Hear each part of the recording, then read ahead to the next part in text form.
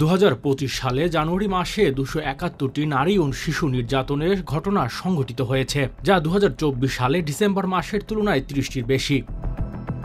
গত জানুয়ারি মাসে ধর্ষণের ঘটনা 42টি, সংঘবদ্ধ ধর্ষণ 15টি, ধর্ষণ ও হত্যা 2টি। এর মধ্যে ধর্ষণের শিকার হয়েছেন 4 জন প্রতিবন্ধী কিশোরী ও নারী।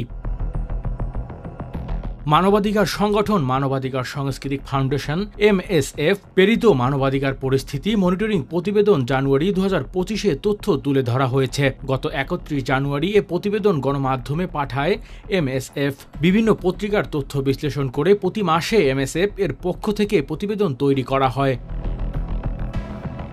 প্রতিবেদনে আরও বলা হয়, পারিবারিক বিরোধ, যৌতুক, প্রেম ঘটিত, হতাশা, পরীক্ষায় অকৃতকার্য হওয়া ও অভিমান ইত্যাদি কারণে এই হত্যাকাণ্ড ও আত্মহত্যার ঘটনা সংঘটিত হয়েছে।